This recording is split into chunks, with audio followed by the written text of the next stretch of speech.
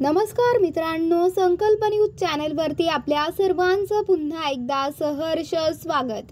आताच्या क्षणाची सर्वात मोठी आणि महत्त्वाची बातमी समोर येत आहे।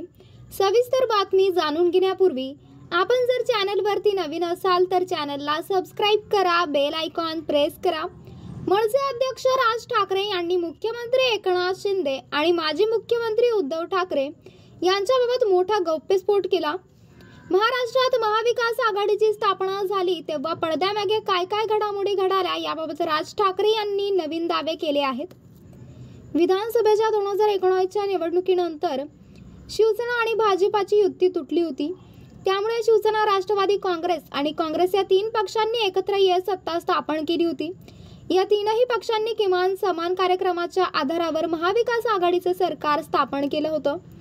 हे सरकार स्थापन करण्यासाठी तत्कालीन शिवसेना प्रमुख उद्धव ठाकरे यांनी मुख्यमंत्री एकनाथ शिंदे यांच्यावर जबाबदारी सोपवली होती, असा गौप्यस्फोट राज ठाकरे यांनी केला।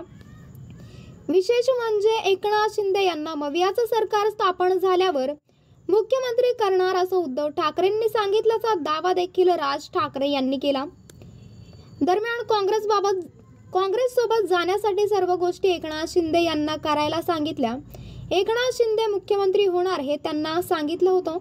नंतर स्वतः बसले, जे केलं ते स्वार्थासाठी केलं। साधी गोष्ट लक्षात घ्या, काँग्रेस एनसीपीच्या विरोधात आजपर्यंत निवडणुका लढवल्या, अचानक उठतात आणि त्यांच्यासोबत जाऊन बसतात। लोकांनी तुम्हाला भाजप शिवसेना म्हणून मतदान केलं, तुम्ही काँग्रेस सोबत जाता, ही प्रतारणा नाही का? तुम्ही तटस्थ राहायला हवं होतं, अशी भूमिका देखील राज ठाकरे यांनी मांडली आहे।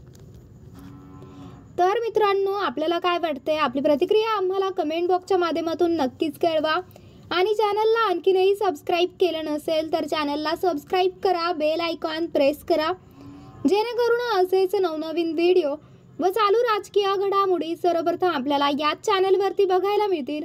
भेटूयात पुढच्या व्हिडिओज, तोपर्यंत धन्यवाद। जय महाराष्ट्र।